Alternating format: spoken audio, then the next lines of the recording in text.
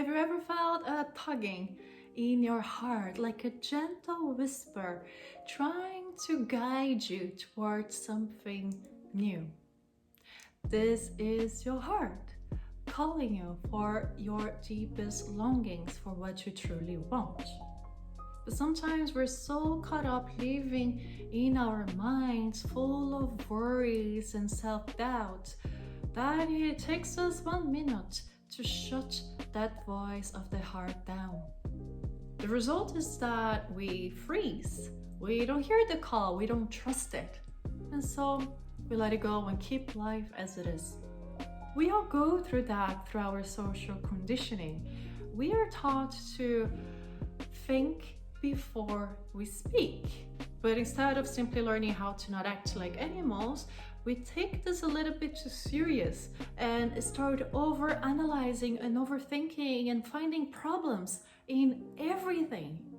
And so we block ourselves from taking aligned actions based on the power of our hearts. The idea of surrendering is so connected to our hearts, and it is because we live in our minds that it's so difficult for us to surrender. Now, surrender might sound so complex and difficult, and yet it is so simple, at least in theory. But what does it actually mean? What is to surrender? Many people associate surrendering with giving up, submitting, losing your power. But that's not really what surrendering is. At its core, surrender is about our ability to let go of our inner struggles that are holding ourselves back and weighting us down. That's right, letting go of our inner struggles, because we struggle so much with ourselves. We feel so much fear, self-doubt, and insecurities.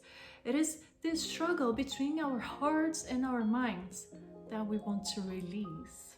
In other words, surrendering is not weakness and losing power at all. It is about finding that inner power within you that allows you to surrender to yourself, to surrender to your heart. The result is that you're being nothing to the outside or to other people. It is about living from within and being who you truly are. To surrender means to listen to the deepest longings of ourselves, to immerse ourselves in the depths of our hearts, understand what we truly want, who we are. What surrender requires of us is to let go of these heavy rocks of not believing in ourselves and not being scared of what we want. Surrender invites us to drop those big rocks of fear and self-doubt and instead release control once and for all so that you can live from your heart. Because truly what we're surrendering to is ourselves. We're stop struggling with ourselves so that we can live from our hearts. Imagine your heart as a compass showing you the direction you wish to go in your life. Surrendering begins with the ability to listen to that heart, to see what is showing and indicating. All we have to do at first is that. Listen. Where is it pointing towards and why? What is it showing you? What is the message there? If we just dare to listen, to acknowledge it, we've done a great job. Then the second step is our ability to trust it, to not discard it, to not bombard it with so many over-analytical points and overthinking and finding faults and problems before we even begin. When we are able to do that, when we are able to listen and to trust our heart, we're actually listening and trusting ourselves. Once you start surrendering, you will start connecting with the true self that lives in your heart, your higher self, a self that is much more connected to life and the universe. Another aspect is that when we surrender, we give ourselves fully. It's not a half heartfelt effort. It is 110% of us. Our whole bodies, minds, and hearts, emotions, everything. We give everything we got because, again, we're surrendering to yourself. So we give ourselves away to life and to ourselves.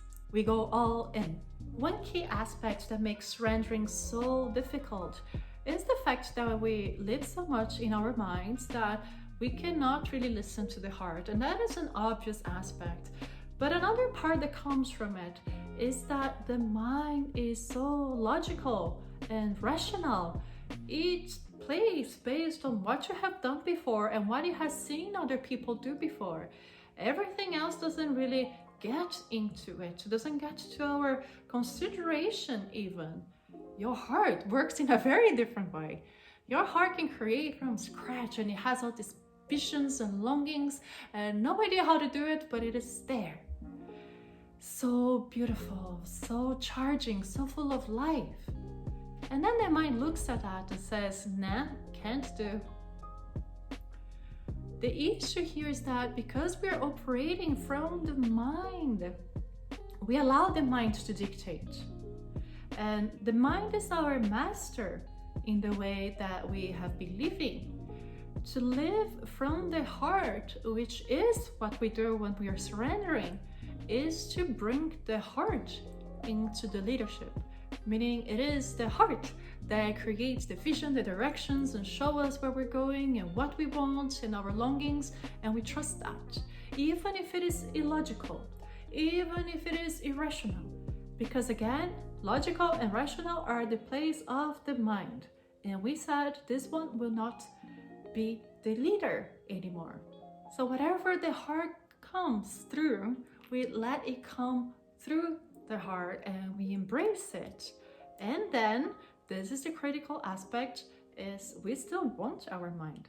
It's not like saying the mind only does poor decisions and poor things. The mind actually has an amazing role when done wisely, which is to be a servant of the heart. Because what happens right now is that we don't even listen to the heart because the mind goes and say, no, no, no. What we want is the heart to be the boss and say, this is what we want, this is where we go, now mind, how do we do it? And then the mind becomes this brilliant supporter, the servant of the heart, making this plan, understanding how things can come together. Not a blocker, not a problem finder, but a solution to the challenges that the heart brings to us, so that we can overcome them by using our minds wisely. So do not let the irrational, the grandiosity of the heart be blocked by your mind, and instead choose to be led by your heart and tell your mind, how are we going to do this? Let's do this together. This is working as a team in alignment, which again is what we need when we want to surrender, because again, we want to give 100% of ourselves, and this includes our minds. It's just putting it in the right place.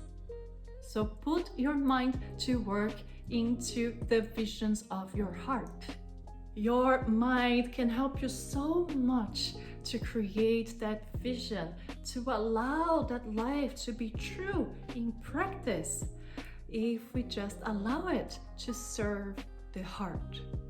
So listen to your heart, trust it, make the mind work for it. To go deeper and connect with the divine within yourself, watch my free masterclass, Connect with the Divine. You will find the link in the video description below.